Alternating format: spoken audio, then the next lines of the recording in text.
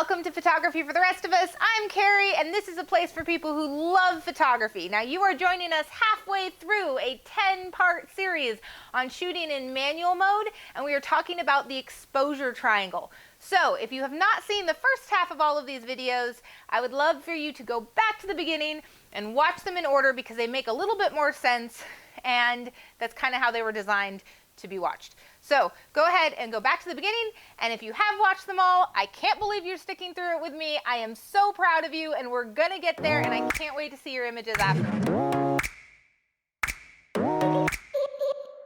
Okay, here we go. The exposure triangle. It sounds way more complicated than it actually is. All right, so check this out. Ooh, excuse me. Okay, so check this out. The exposure triangle. We've been talking about it in the last couple of videos, but basically it's the relationship between aperture, shutter speed, and ISO.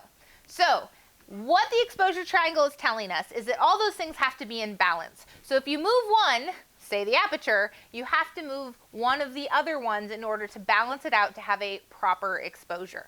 So when we're thinking about trying to take a shot, we're trying to decide which one of these three parts of the triangle are most important to get our first setting on, and then we adjust the other two to match.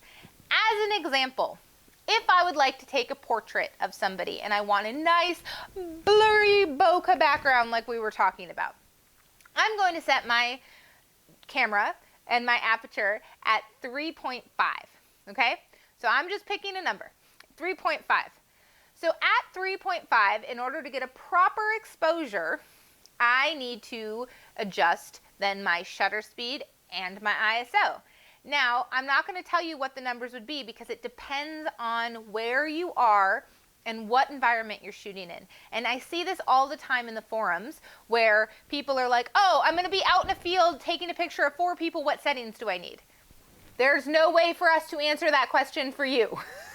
All right, so what I want you to understand is that it just depends on how much light is coming and whether those 4 people are on horses or running around or whether they're all just scarecrows in the middle of the field and not going to move at all. Like, there's so many parts to that that us giving you actual settings isn't going to help. And I've seen people do it. And there's some sort of rule of thumb going around where aperture is equivalent to how many people you have in your picture. That is not how this works. And I will show some examples in a future video I keep talking about, and I promise I will record an advanced level of understanding aperture and depth of field. But if anybody tells you that because you have 4 people in your picture, you need to be at f4, that's not how any of this works, okay? So anyway, when you decide your aperture, then we need to adjust our shutter speed. And let's go with our rule of we're hand holding and we're not going to go lower than 1/60th of a second, but it's kind of dark. So if we set our aperture here and our shutter speed here, then we're going to have a higher ISO in order to balance it out. Now, I know this is still sounding a little wonky, but I promise you the next set of videos are going to explain everything, and by the end, we're going to take a great picture, probably of your living room. I would love to see pictures of your feet. While your feet are propped up on your couch and you're listening to the videos. So there's no shame in the game of taking pictures of your coffee mugs. I have hundreds of pictures of my coffee mugs. So we're going to take a moment and put everything together because this is a good place to do that. What I want you to do is bring your camera up in your hot little hands, and I want you to look at the back of your camera. I should probably have a battery in mine. I have no battery in mine.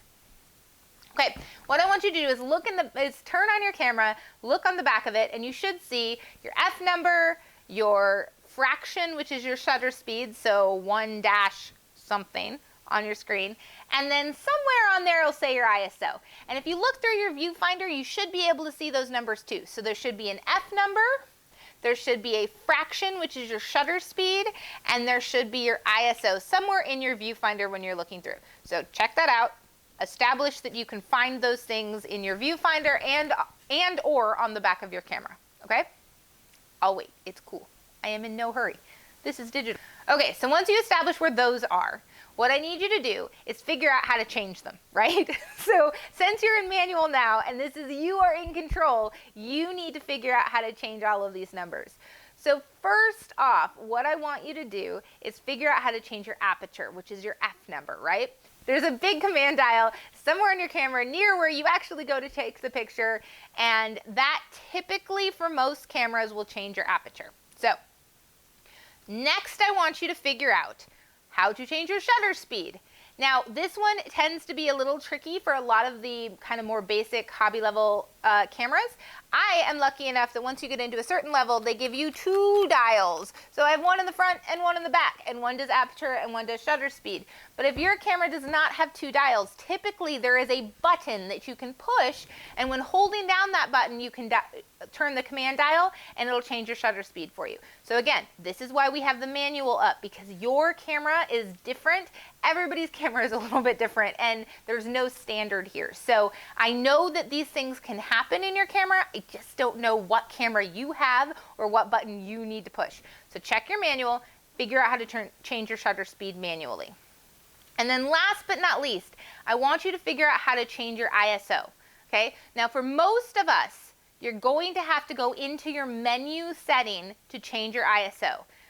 And that sounds like a huge pain, like, oh, I'm out on a photo shoot and I'm gonna have to change it all the time. I'm gonna let you in a little secret. Typically, you're not gonna have to change it that much, because once you've got your initial setting on a shoot, it's gonna stay about the same for the rest of the shoot. So don't stress if you have to go into your menu. The rest of us are gonna have a button somewhere on the back of your camera that says ISO, that you can push it, and then typically you can just change with that command dial. Command dial does a lot of things, okay? So what I need you to do is go back through, hit pause on me if you need to. I will wait, it's fine. I have a full cup of coffee here, and I need you to figure out how to change your aperture, your F number. I need you to figure out how to change your shutter speed, and I need you to figure out how to change your ISO. And when you can do all of those things, unpause me and come on back. Okay, well hopefully you figured out where all those things are on your camera. And there's a reason that these are really important, okay? When shooting in manual, you are making all of the decisions. And part of that decision-making process is muscle memory. I need you to get to the point where you don't have to think, how do I change my aperture? I want you to be able to look through the viewfinder and go, ooh, I want a shallow depth of field, and know how to change it. That takes time, okay? Don't stress that you're gonna be thinking about it for the first 10,000 shots, all right? Because everybody is. At this point in my career, I've been shooting enough. There were months where I was shooting 10,000 plus pictures for magazines and stuff that I was working for. My poor camera, I like literally parts of it were starting to fall off because it was rubbing off in my hand. It was there so much. I think I have permanent calluses, but I can tell you one thing. I actually have to think about how to change the settings on my camera if somebody just asks me. But if you put a camera in my hand, I can change them without looking because my fingers know what to do. And the advantage of that is that once you get to that point, you can start thinking about the picture you're taking instead of the settings you're using. Does that make sense? Hit the like button. I always forget about this YouTube thing. Hit the like button if that makes sense. So, once you can move all of the things, I do need you to check one thing. Sometimes cameras are automatically on auto ISO, which means no matter what you change everything to, your picture is gonna look perfect, which is awesome, but it also means you're not in control of your camera. So an easy way to check this is look through your viewfinder and change one of your settings, okay? If your ISO also changes while you're changing your aperture or your shutter speed, it's on auto ISO, and I need you to go into your menus and put it on manual ISO. Now, you might not have this problem with your camera, but some are set like that, and I want to make sure that we get ahead of any issues that there might be having. All right, so like I said, we're halfway through. This was video number 5, and I'm really excited because we're almost there, and the next ones are informative videos of things that you kind of need to know if you're going to get into photography, and then we're going to take some shots. So we're getting there. You're doing a great job. I'm proud of you, and let's go on to the next video.